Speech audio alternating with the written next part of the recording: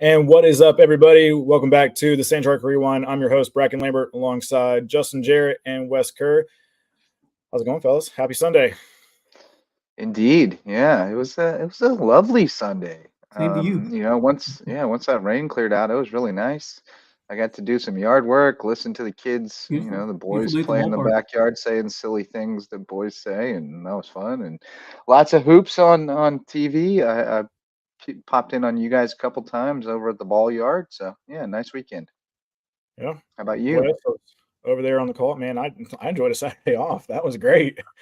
Touche. That was Monday needed. finish means Saturday off, so it's a trade-off. Yeah, we'll take it. You were gonna work Monday anyway, most likely. So Hey, Well, I'll tell you, we had even on Saturday we had a pretty nice some nice Lowco it was a action beautiful over on day the Saturday. crossfield Yeah. outlet. Yeah, Weather Yeah. cleared out sooner than expected and Yeah. turned out to be a pretty Yeah. day. in the grand scheme of things, we probably could have played on Saturday. Yeah, but it would have Yeah. been a little sloppy. Yeah, the outfield was a little soggy. the better. field conditions. But the Yeah, infield, Saturday got was a a great brand new day tarp. for drying. That was a Yeah. good day for drying. Yeah, we got a brand new tarp. So Nice. um Moving on up. Ted was like, man, he's like, I had to go out Saturday and water the field. That's how dry it was. I was like, Really? "Dang, That that's field was surprising." going dry, huh? That was after Tarp's doing its job. Yeah, that's what we Oh, did. Buford boys gonna move on. Alabama is gonna survive Grand Canyon. Oh, Pringle. man. The madness is real, man. I Yeah. think we can say it real quick that the madness has just completely occurred so far after the first round. I mean, my bracket was gone after day one. It's been fairly mad, moderately mad. Oakland over Kentucky. Kentucky, yeah, Kentucky, yep. that busted a lot of brackets, right? Clemson. How about Clemson in the Sweet Yeah. 16? Yeah. That one busted my bracket because I had New Mexico coming out of there. I picked all the wrong upsets and wild cards, but what are you gonna do? Well, we'll talk. We can talk more March Madness. Well, let's talk March Madness next year when we're playing in the Peach Belt tournament. That's right. That's right. But, Yes, there we go. Full-fledged weekend of Sand Shark baseball. Full-fledged Sunday Sand Shark baseball and Sand Shark softball. We'll take a split with softball, and baseball had two hot fart games against the Jags. Both teams playing Augusta this weekend, and both wrapping up the series tomorrow afternoon. So it has been it was a great day at the ballpark. I mean, it was a beautiful afternoon, a little chilly, but I mean, nothing Not too really, bad.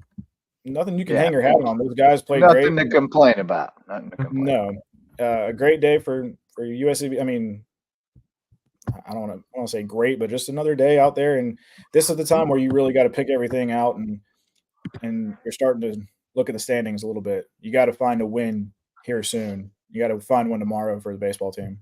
Right. Yeah. A Yeah, couple of tough and- ones today. Yeah. Go ahead. Yeah. Wes, you were there. Yeah, but I was impressed by the way they hung in there offensively. They were able to string a few things together, but just not as much as they needed, just because of how well the pitching was on the other side by Augusta, Yeah. including Game 2, where Will Cantrell spun an absolute masterpiece on the mound to the tune of a complete game victory, 11 strikeouts, just one earned run, one walk, and scattered 7 hits. And he was outstanding. In just 99 pitches, he went 9 innings. That is Through quite Maddox, efficient. Yeah. Wow. Yeah. Through Maddox. Yeah. That's Mad Dog. That never happened. I hope he didn't pee on anybody in the shower afterwards. No, game I just two. rewatched. I just rewatched a clip about Maddox used to do that to guys when they're rookies in the shower. That's gross, but that's another way of pulling Maddox. Yeah, I mean he was dealing the whole game. Got some timely hitting, some there in game 2, but just not enough to push across those runs. Yeah. And a couple of defensive lapses. Now the pitching, I mean, if you're looking for encouragement, the pitching overall was much better Oh yeah, than it has been on doubleheader days in these conference Mhm. series, and it definitely sets you up a lot better for Game 3 then, because you've got some arms left down there, if you yeah. get into trouble. But Max is checking in. Had fun with you fellas today. Give Yeah, Max a night off. He needs to rest up. Get some rest up. Yeah, Forcing a little self-care. yeah. I expect to see B-Mark go tomorrow for the guys. Demigian got the start in Game 1, and he pitched. I mean, he pitched fine, and it wasn't ran into trouble there a little bit in the fourth inning, I believe. It was either the third or fourth, but I haven't looked at the box score since Game 1. And then Wilmus, man, he was solid. It was the first pitch. I believe he was the first starter to go into the seventh all season long. Wow. Really? Yeah, and I mean, then he just got outdone by Cantrell over there at Augusta. Man, he was just firing on all cylinders. Yeah, there's nothing you can do when you run into a buzzsaw like that. It's just kind of you gotta battle, and I mean, and they did. They stayed in those games. They just couldn't quite get over the hump. So, like I said, hopefully, with the pitching kind of holding up better than it has been, that sets them up for Game 3. Right. And just timely hits, of course. Ingram with that big 3-run homer when it looked like if he could have gotten out of it, that could have been a very different game. And then a couple of defensive mistakes midway through that ball game. So if you just take those away, it's like a 2-run game, 1-run game, you're right in it. So they've been close. Yeah, just I mean that plays went against them. They were. I gotta look in who came after Wilmus. Tillotson, right? Yeah, Tilson. He worked out of a bases loaded, nobody out jam after a couple of errors, and after that first little bit of trouble he had against Georgia Southwestern, he's really been solid. And I mean, he gave up 7 runs, but the other game against I think it was Pembroke, but it was 6 of them were unearned, just because of a couple of errors that just occurred. One of them being his, but he's been solid completely out of the bullpen. And then just Devin Marlowe, he's been solid there too. Who else? Aiden Cooper. He's come in and got out of the pen today. Yeah, JP's been going out. And I think they said at the beginning of the year that, man, if he doesn't have to think about coming in with runners on and he can just come out and throw, that's when he's on his best. But he's more valuable out of the bullpen right now, I would say, than he is. I agree. Because Wilmus can get you a few innings, get you 4 or 5 innings. Demigian's working his way back up, and Brandon Martin, he's been solid too. But man, I'm he's going to give me he's going to come talk to me about it later. Nico Andre has been a solid offensive. I wouldn't say surprise, but he's been doing really well offensively these last few games. He's been good enough that they've played him at first some when he's not catching, right? I mean, that's a testament to what he's doing with the bat, that they're like, hey, we gotta find a place that we don't want to catch you every day, but we got to find a place to get your bat in the lineup. Yeah, and I mean, and he's been solid over there at first. A couple of defensive miscues, but not too many, I would say. It's usually a pretty easy transition for catchers. I thought Chris Sadusky looked good at second as well. You put Yeah, well, he played a lot of second last year, where he was sharing time with Wes Ambrose, back and forth. But yeah, Aiden got a lot of time last year at third too. Alex Humphreys would be over at first and stuff like that. But yeah, I'm pretty pumped to see how they go about this later on and how they put it out there. Tomorrow you gotta come out there and win tomorrow. That gets you, I think that puts you at 3-7 in the standings, or in the conference. Yeah, now you're about a month left of the season, and you've got to start looking at where you're going to fall into, because there's no NAIA backup plan like there was last year, where we could have made the CAC tournament, and you win one game there, you make it to an opening round out of the CAC. But we've moved past that. Yeah. But We're now it's over the it. top 8. Well, I don't want to just like say that the games against Claflin are going to be, surefire games, but they have yet to win a game. Take nothing for granted, brother. Right. Take nothing for granted. Yep. So It's baseball. Well, yeah. You think Uh, they he- don't have those ones What? circled just like USCB does?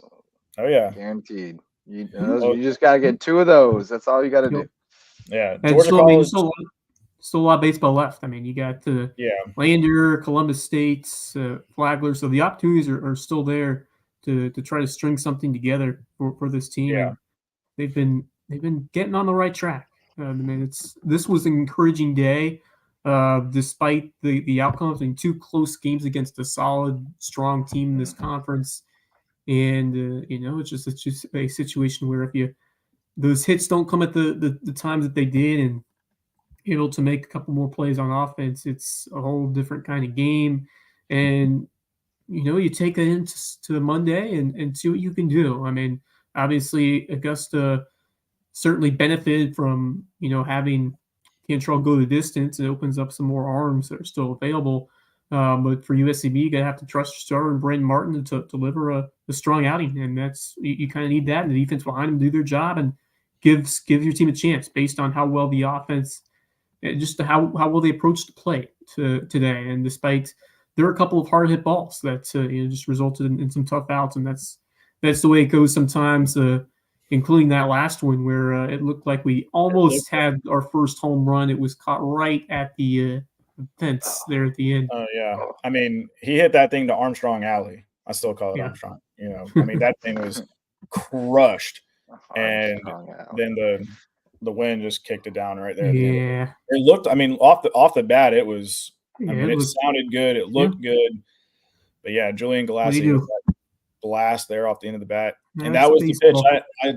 I called it, Wes. I don't know if you heard me. I told Aaliyah and the rest of our staff up there. I said, man, if he swings first pitch and gets an out, that's a Maddox. It's a Maddox game. Sure enough, 99 pitches. So right on the cusp. Yeah. I got 99 pitches, but But yeah, I mean, tomorrow's going to be a big day. And Aaliyah confirmed she sure did. She was right there. Aaliyah's our rock star for the Sand Shark Game Day Network. She corroborates your story. But on the other side of the diamond, man, softball picked up a huge win. A little fluttering there. Yeah. That was needed. That was needed after squandering game 1. And it was. I don't even want to say squandering. I mean, Augusta just came back. Yeah, just letting us lead slip away. Yeah, I mean, right. It was. I mean, you could say squandering because they were up. They were up 2-0, then tied at 2, then up 3-2. They had the tough ground ball double play. They could have added on. Agreed, Max. Aaliyah is the GOAT. We'll forgive your spelling. We appreciate the sentiment. Yeah. We're still working on him. You know, he's raw. Yeah. I haven't whipped him into shape yet. You know, with the attention to detail, we'll get him there eventually. Brackin knows. Brackin has PTSD. I do have PTSD from it. Although sometimes, you know, you misspell a name from time to time too. So I apparently, you know, still have work to do on you too. Aaliyah says MJ is the GOAT. So thank you. Yeah. All right, now we're going to spark a whole MJ versus LeBron debate or something. Oh, goodness, let's not. And I'm going to have to be like, now, hold on a second. Have you considered Kareem Abdul-Jabbar, a.k.a. Lou Alcindor? Oh, goodness. But, no, Jaden Goodwin, 5 for 8 with a homer, 4 ribbies. Yeah. I mean, she broke out of a little mini She's back, baby. She's back.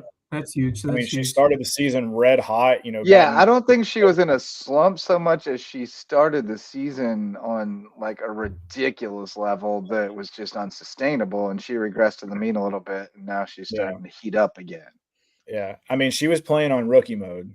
That was, I mean, I mean, she was Yeah, getting it was averaging a multi-hit game for the first Yeah. 3 weeks of the season. Yep. yeah, they were completely I unsustainable. mean, those are like yeah. pace that she The was off regression was to. coming.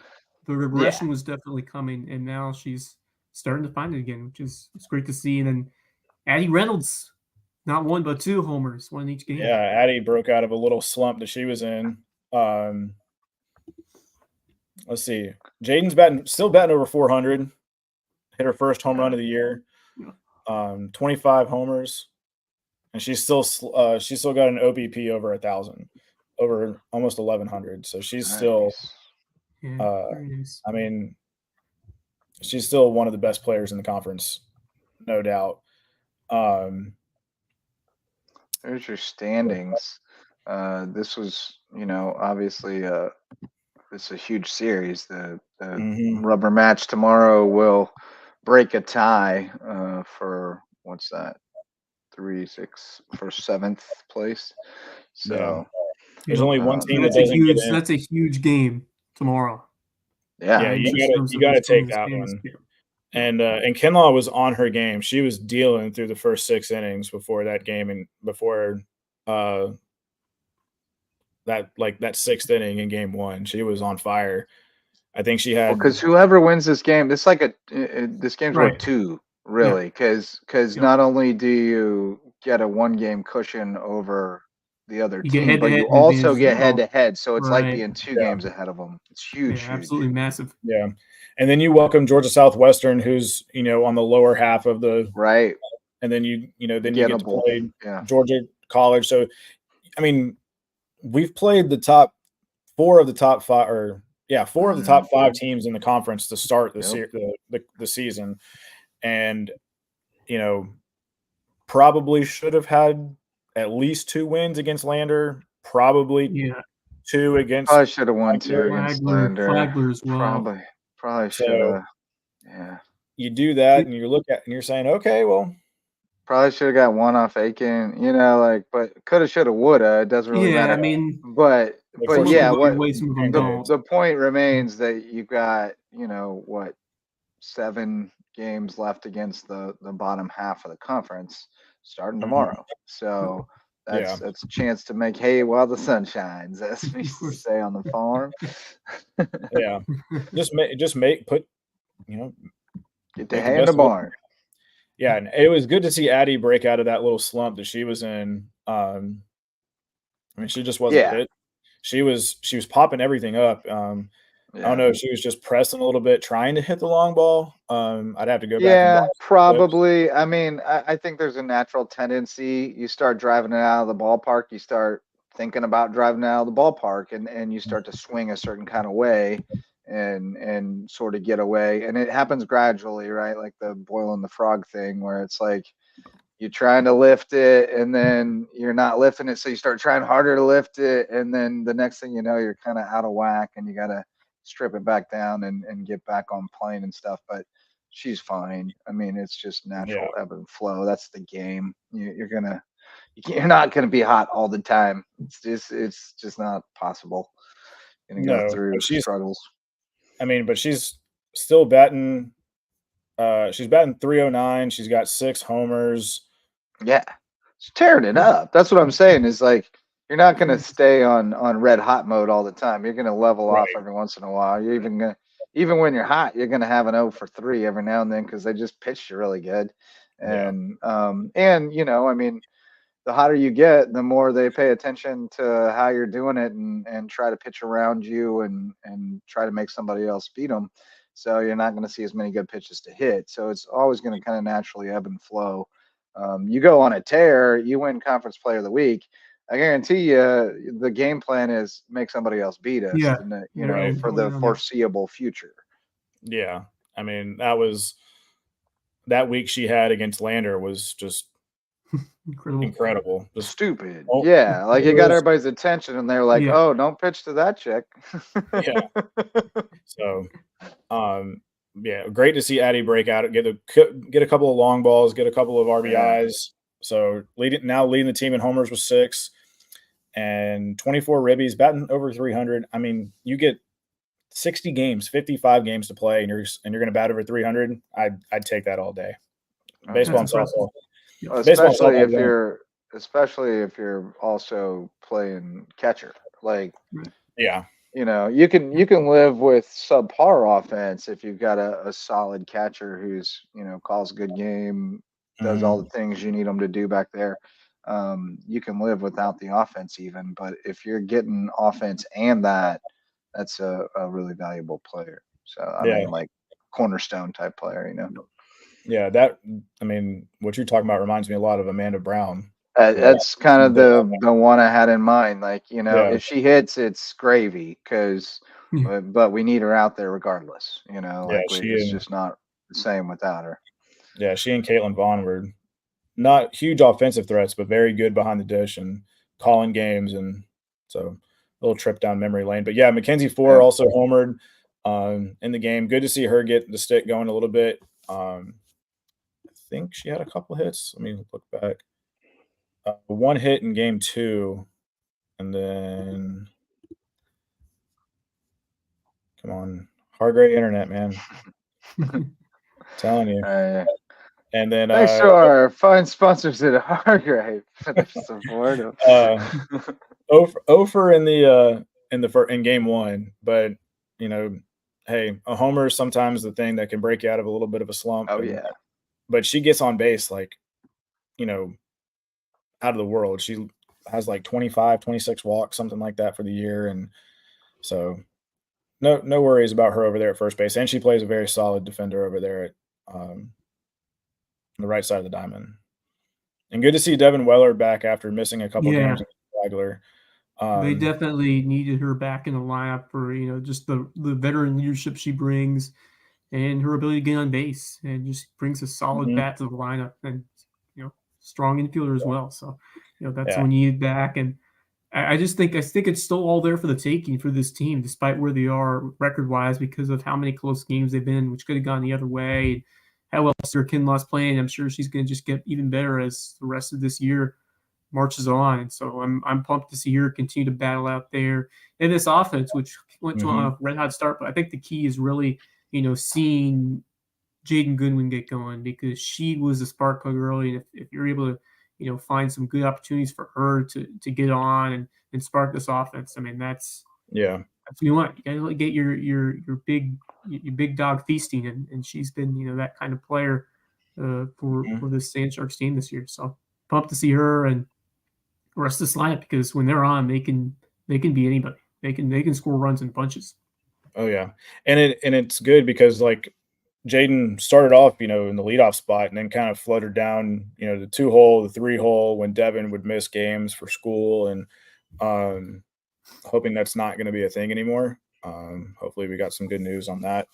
But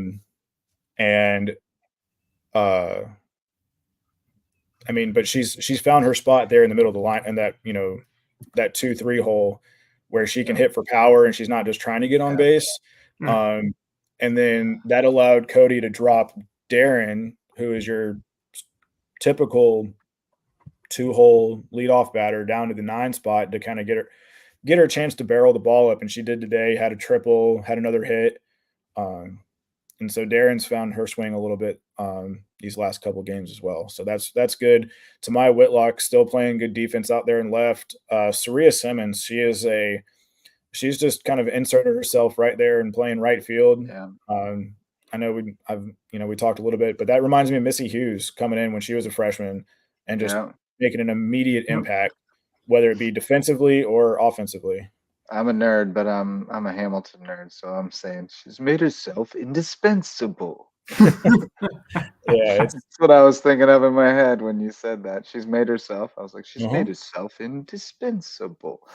But yeah, no, and I like her in the leadoff spot too. Who? Saria was in the leadoff spot today, right? I like that. Jaden made sense in the leadoff spot because you knew like she was going to hit, she was going to get on base. But I like how Cody wasn't like tied to that idea once she saw like actually like she can drive the ball in the gaps, and we've got some speedsters who can get on base ahead of her. Like Whitlock and Saria first broke in, she had them at the bottom of the order. And then I think she recognized like, oh, hold up. Like when we flip it over, I like the way it looks here. If I pop one of them to the top, Yeah. then, it kind of sets the table a little bit more the first time around. So I like that. I like that flexibility she's had there. And it allows you then, I like that they're all kind of interchangeable where if Saria gets in a funk where timing's off for a little bit or something, you can slide everybody up one and it still works. Right. But yeah, all is not lost for that team at all. They're like you said, they played a really top heavy schedule early, and now they've got some games that they can win. The offense it plays. It's there. And there was that one series at Aiken where it kind of disappeared, but I think that was fluky. But if the pitching was a little shaky closing it out today, but has been pretty consistent. So I think it's just a matter of kind of getting the two going at the same time, and hopefully it's starting to sync up here.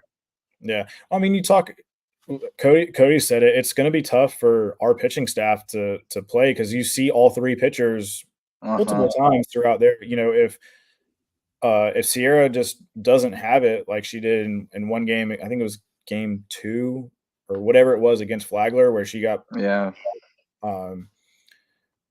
whenever that game was, or no, that was UVA Wise where she just did not have it. First game against Wise, yeah, and so then all of a sudden you got to throw Brundage in there to get it out, and then she has to work 5 1/3 innings to close out the game. And then you can bring. You always need another arm. You always need one more. However many you got, you need one more. Yeah, that's why you got pitching staffs in the big leagues at 13 plus guys. Yeah. But I love the way this threesome competes out there, and it always starts with Kinlaw, but Ramirez is an absolute fighter. She's a battler, and then she will work you. And then Brundage is really under the radar, been solid as well. And it's been great to see some of those other two get more time and just be reliable arms that Yeski's been able to turn to and get some big outs in some important moments. And I just think about several situations during the season where they've been able to shut down the 7th and help them at least, if not get a win, help them compete, give them a chance on offense, and that's kind of what you need. And so it's great to have a bigger staff, but I just love the way these three work and compete, and you can get a lot out of them. So you wish you had maybe another guy you can turn to have a 4th or a 5th, but I think you're looking fine with the way this offense is performing. I think if these three continue to play at the level that we've seen, they're going to give these guys a chance, and it's just can the defense make the plays behind you, and can you avoid mistakes? And that's really the key in these softball games is execute when you get the opportunity, and just minimize. Don't give free outs. Don't give the other team free outs. Yeah. Well, the good news is if you can keep them all three here, which is never given anymore in this day and age, right? Then you've got 3 coming back, right? And if you've got another one coming in the recruiting class, over time you eventually you get that stockpile. Especially with kids like Brundage, who's a 2-way player, right? And it helps if you got a couple of those. That really helps because they don't necessarily have to be satisfied just with their role on the pitching staff. They can also be getting some satisfaction from the at-bats and playing in the field. So, and I think, it's all a work in progress, obviously, but I think they're going in the right direction. The baseball standings are wild, dudes. Remember when Georgia Southwestern was like the cock of the walk and the peach, and now they're like in the middle of the pack, right? Yeah, middle of the pack. Georgia College up there at the top, man. Yeah, just kind of fooling around. That was a really strong team that we played them, and they looked really good. So. They're getting votes in the Southeast region. I think. Let me look because I'm on that committee. It's tight, bro. Like top 4 are all within a game of each other, and then 5th is only 2 games back. Like that's wild. Yeah, Georgia College broke in the top 10 this past week. They're tied for 10th with Lander. So 4 PBC teams in the top 10 of the Southeast region. I mean, that's saying something. Columbus State's also getting some votes, so don't be surprised to see them in there. So, but yeah, big things coming on the diamond. A couple schedule changes coming up this week. I just have to confirm the game against Francis Marion, I believe, was pushed because we were playing tomorrow. No need to play 3 games in 3 days after. Yeah, we figured. We 4 mentioned games that on the 3 lowdown days. the other night. We were like, well, they're probably going to bang that one. Yeah, so they're going to try and I think they're going to try and push that one sometime next month. Yeah, golf is in full swing, wrapping up a couple of tournaments. The women's head up to Lander in Greenwood and play the Lady Bearcat Invitational, and this is their last regular season tournament before conference at the end of the month. So end of April, I believe. They got a couple weeks off. A couple weeks off before they go down to conference in Augusta. So that's going to be a fun one for the Lady Bearcat Invitational. I don't know the field. I'm trying to find a little more info on it here as we speak. Hold on. TJ or not TJ. Thomas sent the live stat, the golf stat. So Lander, Lee, Wingate, Limestone, North Georgia, Montevallo, Lincoln Memorial, West Georgia, Lenora Rhine, Carson Newman, us, Catawba, Newberry, Erskine, Tusculum, King, Converse, Belmont Abbey, Trevecca Nazarene, Emmanuel, Young Harris, and Columbus State is the field at the Lady Bearcat Invitational. Ms. Reynolds had a question. I believe it was the Francis Marion baseball game that was scrapped, not softball, correct? Softball Wednesdays, that's the one. Yeah, I'm guessing. I believe so. I just gotta confirm. Weather permitting, of course. Right. Weather permitting, you never know. March in the Lowco, baby. So yeah, we're talking baseball. Coin flip every day. Talking baseball. Yeah, Ms. Reynolds, Mrs. Reynolds, we're talking about the baseball game. Believe it was Tuesday for baseball with Francis. Yeah, it was. So that one's scrapped. Right. Shout out to the Reynolds. They're driving back from Augusta, or they're already back. They wanted to check in and make sure they didn't miss the rundown or the rewind. We got the lowdown, we got loyal the viewers. Rewind, and Hunter Miller's watching. We had a Lowco rundown at one point. That was a thing. That was Carlo's creation. Yeah. Wasn't that the little TV thing? Yeah, it may be making a comeback. Carlo's leading a number of little pupils. The student has become the teacher. He's the Pied Piper, teaching his little proteges, who including Max. So he may have to bring back. We may have to bring back the Lowco rundown with Carlo as like an executive producer guiding his little proteges. You gotta send me that. Do you still have all those old video files from that intro?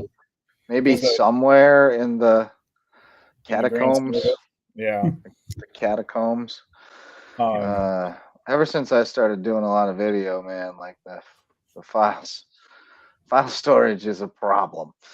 But you had to switch YouTube channels, didn't you? Lowco Sports. I did. Yeah, there was snafu. Yeah, I remember those because I was like, man, where'd they go? Yeah, they went away. It was unfortunate. Yeah, but the guys, on the other hand, they start the old home game. Classic. It's a home game. I'm pumped. Nice. After the where is it? No, there it is. Okay, so I got the teams for the Old Field Classic tomorrow. Us, Drexel, IUP. Shout out Coach Ron. Coach Ron's old stomping ground. Truett McConnell, Mount Olive, and some Sun Conference foes, St. Thomas. My graduate alma mater. Cumberland University, There you go. Coastal Georgia, Catawba, Young Harris, both Coastal Scads, Georgia. Coastal Georgia, get after you now. Yeah. Oh, They're yeah. tough. Scad Savannah, Scad Atlanta, and Columbia College. All right.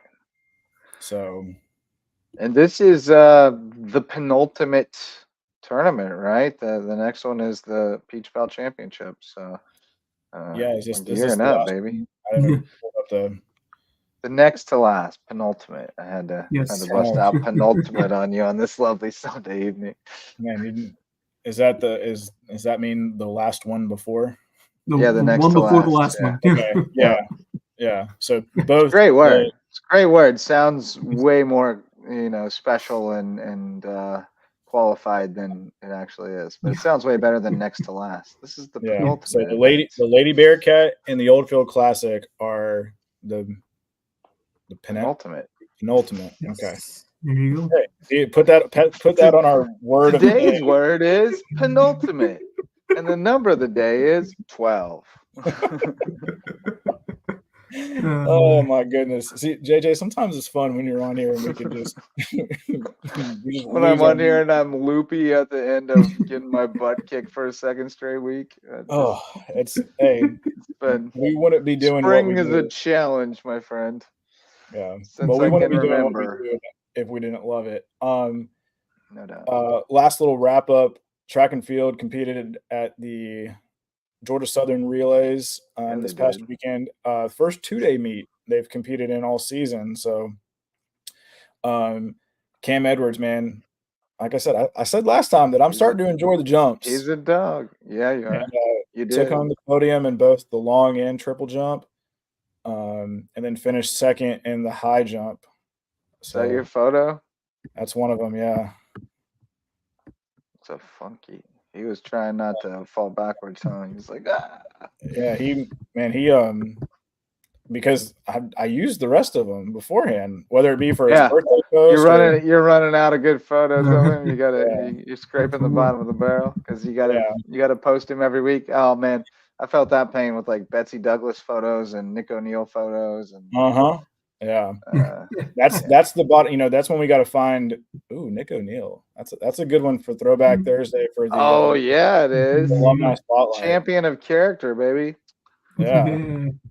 Yeah, we shout out Kyle McCullough, man. That guy. I saw that, and I commented that he was also a very charitable young man who, upon the conclusion of the Sand Sharks run in the NAIA World Series, he donated his game used cleats to a local youth. If you're familiar with Brady Sacha from our Lowco coverage, Sacha.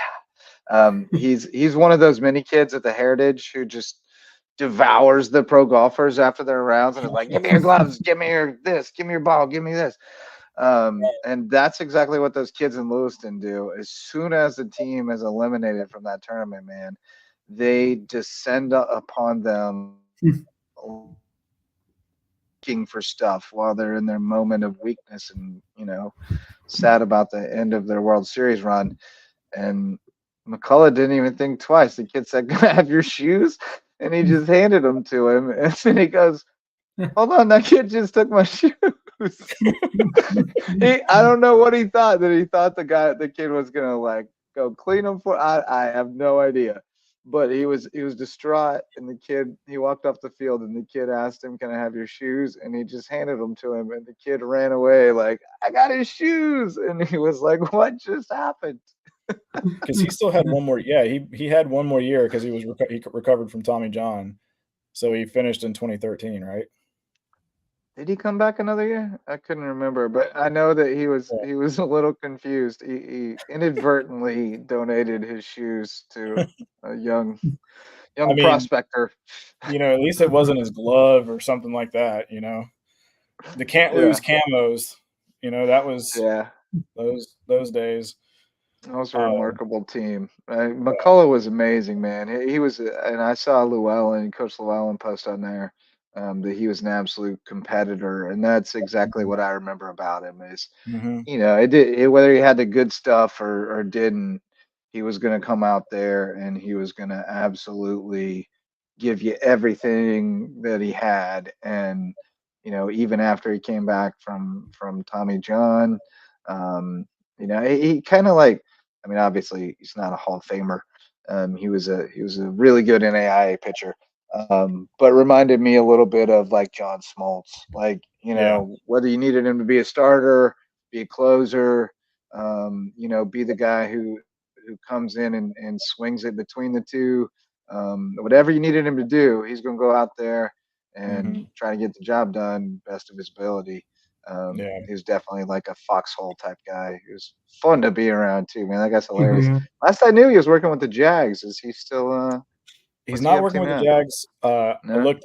I try to do a little bit of research before I post on our there, and he's working for Lift Power Inc. now.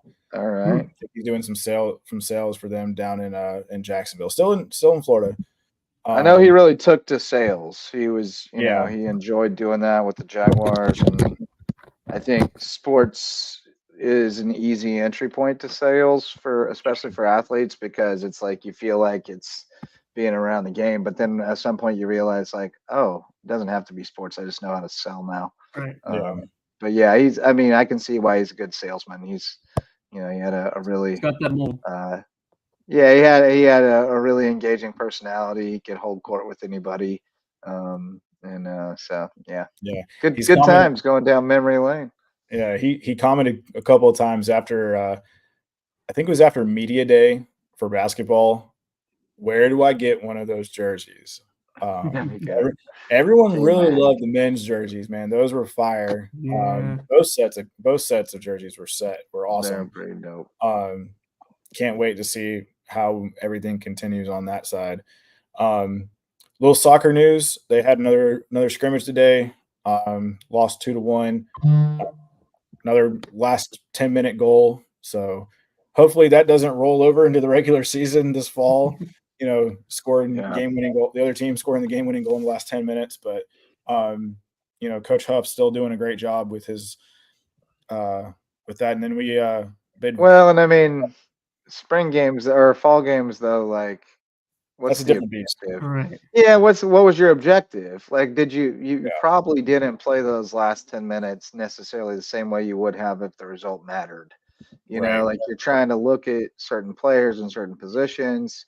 You may be a little bit more bold with your strategy than you would in a meaningful game where you'd be more content to go to extra time and see what it looks like there. So never make too much of results in exhibition, any kind of exhibition, like because it's just not the same. People, whether you coach and play like it's a real game or not, it's not, and everybody knows it subconsciously, and that impacts the outcome. So don't sweat it. You worried about any spring training stats? No, I wouldn't be. No, not at all. I'm encouraged by except for whatever stats going on with Shohei Ohtani. That's we can talk about that off the air. Oh my goodness.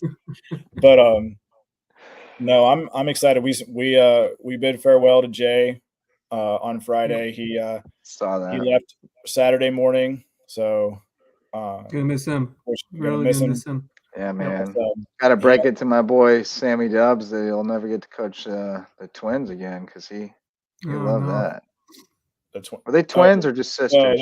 They're sisters. Kaya's a year older. 9 and 8. Well, he got to coach them both, and he said they were dogs, so he'll be bummed to know that they're out of the mix. Yeah, Jay wouldn't let him play with the girls, man. He said they're playing with the boys. Let's go. And they were. Well, they played basketball with the girls back in the day, at least. That's when Sammy Dubs coached them up. Oh, I was thinking Tormenta was soccer. Oh, yeah. Well, I'm sure they're absolute animals out there. Yeah. They lived on campus, so they were always out there playing around, and they got coaching from Primo and coaching from Flo and all that kind of stuff. So it was great, and we're gonna miss the Harris clan down here in the Loco, but he's going to do good things over at Barry. Thankfully, he's not in the Peach Belt, so we don't have to see him too often. Stay down there in the sunshine. We'll see you at regionals. That's right. So, but another full week. looking forward to golf this weekend or this tomorrow and Tuesday. Hopefully, if you guys have some time, come out there and catch some golf, man. A big field there for the guys, even bigger one for the girls. And then track and field up at the Gamecock Invitational next weekend. So look at this weather forecast. Pretty good for you out on the golf course. Tomorrow we've got a high of 66 and should be mostly cloudy. And then on Tuesday, it's going to be cloudy, but it looks like the rain's going to hold off. High of 76 for you, Brackin, with winds from the east-southeast at 10 to 15. So a little breezy out there at Old Field. Should keep the sand gnats off of you and be a lovely day for golf. I'm going to be parking over there at number 12 at the par. It's a par 4. It's a par 4. It's a par 4, but you can drive the green. But you can drive the green. Noticed it from the girls. Man, it's even more fun with the guys because all the guys do it. Like it's just it's an automatic. They just drive it and it's just chaos. You know, like you get a good bounce or it rolls up through the bunker. You might end up with a makeable eagle putt. You get a bad bounce or it embeds in the side of the hill. Oh boy, could be rough. But that little turn right there, the ultimate risk reward. Yeah, I told you that back nine's about like it's a really, really underrated golf course, I think, for tournament play, especially because the back nine has a ton of risk reward. And to me, that's what makes tournament play really interesting is when you have risk reward, you have the opportunity for people to make up ground by gambling. And so then it kind of makes the leaders rethink a little bit like, you know, can I really play conservative? Because if they get hot, there's a lot of opportunities to catch up out here. And so it's just a fun competition golf course, especially the back nine. And it's one of the most beautiful places on the planet. I mean, just spectacularly beautiful. That green on 11. Oh, right there. I told you. Yeah. 11 and 12 are I mean, second to none. There aren't many better back-to-back holes. Yeah, I walked down 10 and I didn't walk all the way down 11, but then that was when I met up with the guys during the women's tournament and they took me over to the green on 12 and then 13's kind of cool too. Yeah, because you par 3, small green, water on the left. Like it's that's a big oak tree. Too.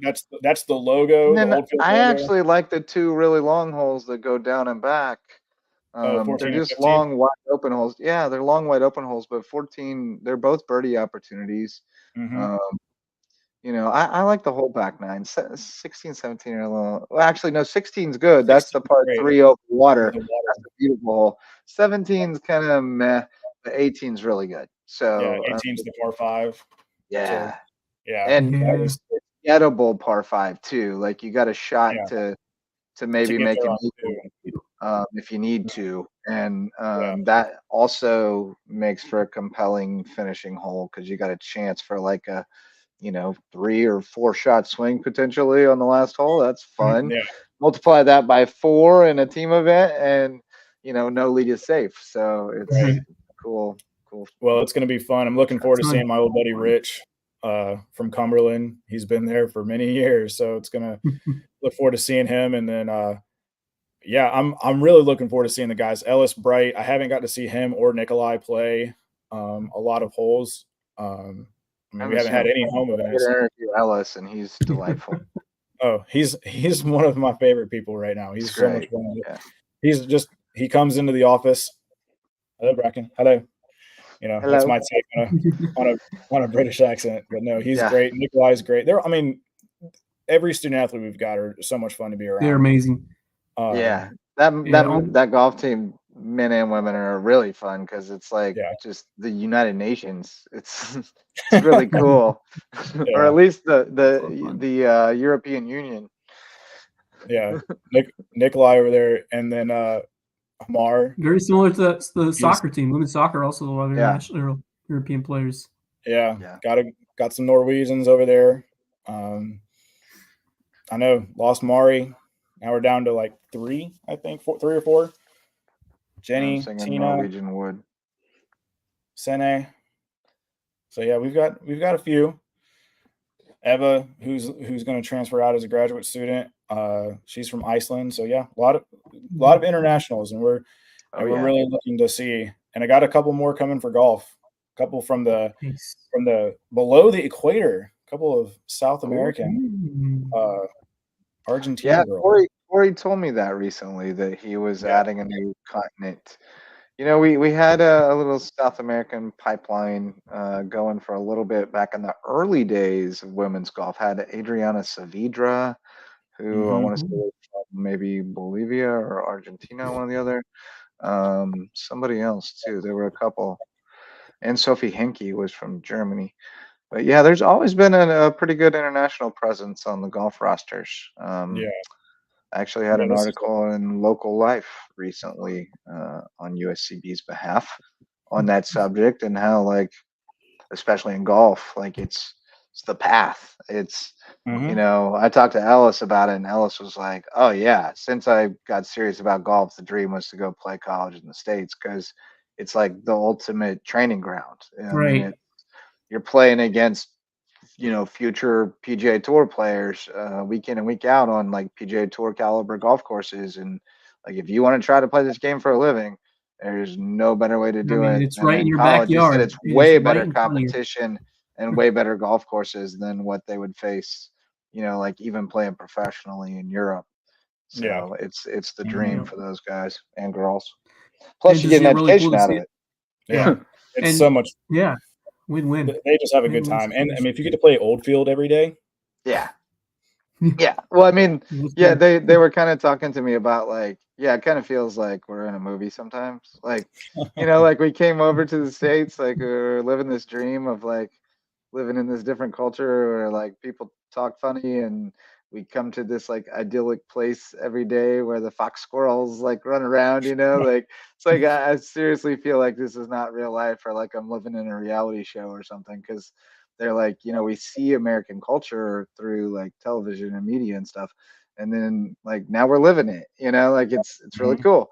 So it was cool to get their perspective on that, and how like we lose sight sometimes of just the fact that they're like 18, 19, 20-year-old kids, that are coming over from another continent and have never seen this place except through their television. And now here they are like living it. And, I mean, it says a lot about them that they're able to kind of take all that in stride and keep everything balanced and be able to excel in the classroom and on the golf course. And I mean, the GPAs for both those teams are absurdly high. 1A, 1B. They interchange who's number one and number two in the entire department. The men's actually finished off their time in the NAIA with an academic national championship. National champs, baby! Wow.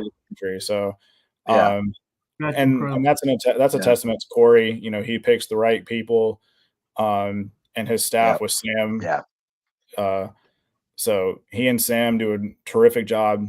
I will say golf has to be one of the easiest sports to recruit, because I mean, you can either shoot the numbers or you can't, and they're almost all class individuals. You don't run across a whole lot of golfers that are like goofing around or not, not focused. Like you can't be good at it unless you've got your priorities pretty straight, and it instills it rewards certain behaviors that lend themselves to just having upstanding individuals for the most part. It takes all kinds. I can think of a couple in USCB history that might not fit the only professional that I think of right now is John Daly. Craziness. Oh, John Daly, yeah. Well, I mean, like I could say some names from USCB history that would probably make a couple of people cringe, but we won't go there. You're probably talking about a couple of Corey's teammates too. Probably. Corey could attest that there are a couple that would not fall into the category of, top flight individuals, but it happens like that. But another great show, fellas. Thank you guys for joining us for this no problem. later hour. It's already 10:30, so go knock out some stories. Watch. That's a little why bit I'm more. so tired. It's way later than we usually do this. Yeah. Well, let's not have to play any more game. Play at 2 o'clock and 5 o'clock. Double header Yeah. on Sunday. Those are the way it worked out. I mean, you do what you do. It's the life you choose, baby. Early morning for us there, going out to Old Field and then turning right around and heading over to baseball. So yeah, busy day. Busy day for the next 3 days, guys. So I'm sure we'll all be in touch. But all right, guys. Well, thank you guys for watching the Sand Shark Rewind. For Justin, Jarrett, Wes Kerr, I'm Brackin Lambert. Keep those fins up, guys. See you next week.